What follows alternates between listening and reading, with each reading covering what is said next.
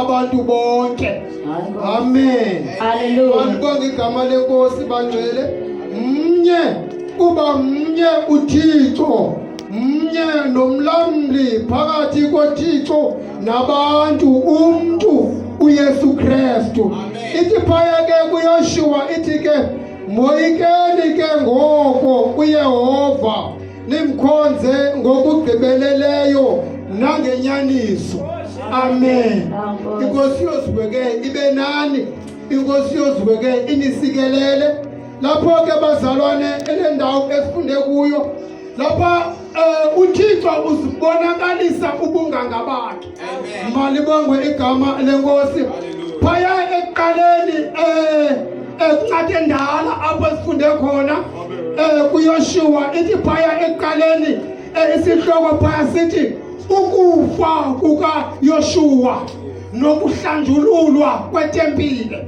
Malibongwe igama elenkosi. Ngokuphuma komphefumulo kukatatomkhulu uYoshua kukho into ezininzi ezihlambululukayo. Yoshua ke ibindoda ibimthanda kakhulu uThixo.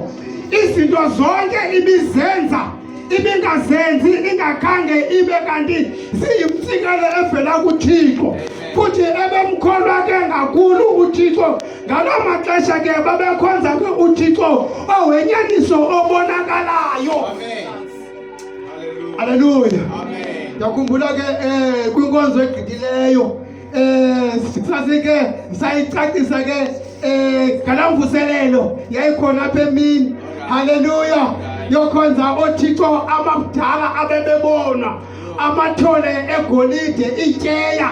Malibongwe igama elenkosi. Kodwa lana yithi uThixo ebengekho. uThixo wayekhona futhi kodwa ezenza ityeya ukuze babone lento abafuna ubona koThixo abe yena engaphakathi. Hallelujah. Manje kule ndawo esifunde kuyo bazalwane lapha uThixo uqinisekisa abantu, uqinisekisa amabandla, wayaqinisekisa ama-Israyeli ngela xesha kodwa today uqinisekisa thina bantu abaphilayo today. Kuba mnye qha umuntu ekumele bakakhonzwe nguThixo yedwa. Hallelujah. Mnye kuphela umuntu ekumele makakhonzwe nguThixo yedwa. Abandiva. Malibonga igama lenkosi. Uthi phaya kuTimoti uthi yimigqaliselo lena. Hoyi yimiqono nandise bana makukhungwe, makukhonzwe, makubuswe, makunqula abantu kodwa phela ukuthi kwasonto sizwe kodwa mnye qha uThixo. Phakathi futhi mnye nomlamli okanye mnye nomhlanguli. Phakathi koThixo nabantu umuntu uYesu Kristu. Amen. Hallelujah. Kwalaqala kumisa umhlanguli onguThixo uqobo. Kwayicala kumisa umhlanguli phakathi koThixo nabantu enguYesu Kristu. Hallelujah. Malibongwe igama elenkosi. Manje uYesu uzimisa njengaba ngoku makujongwe kuye. Malibongwe igama lenkosi. Besekhona abantu abasenza uThixo.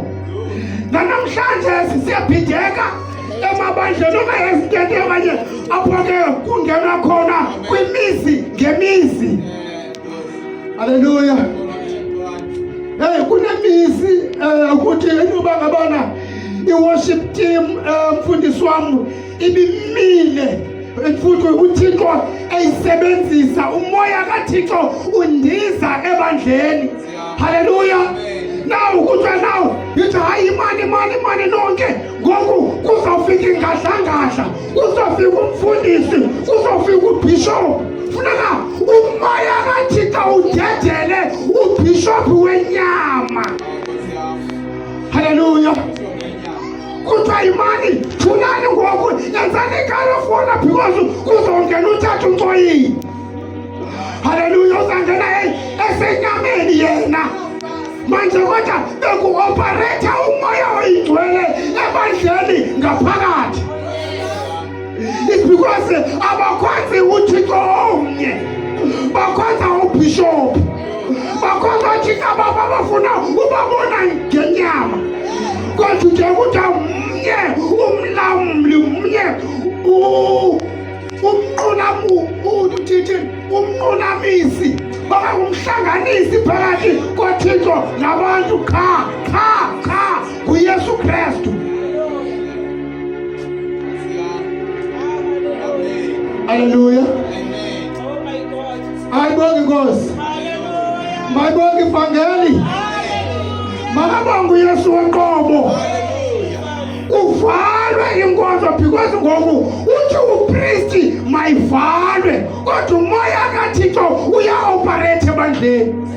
Kodwa tuje ukuthi kodwa thina mnye umlamli phakathi noThixo, phakathi koThixo nabantu ngumntu uYesu Kristu woqobo. Uthi le nto ukuze bonke abantu bafikeleleni ekuyazini inyaniso. Abandiva, mayibonge inkosi enamandla. Ngexesha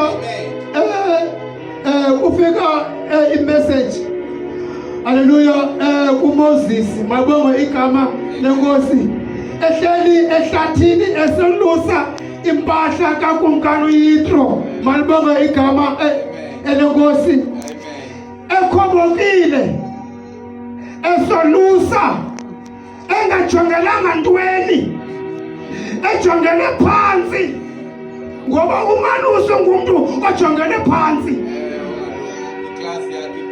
Haleluya. Ilevel kaMalusi yilevel ephansi kakhulu, kodwa uThixo uyathanda usebenza anike igift kwaMalusi. Hey, mayibeka bona Nkosi, uThixo aphilayo uthatha izinto ezijongele phansi asebenze ngazo, asebenzise zona.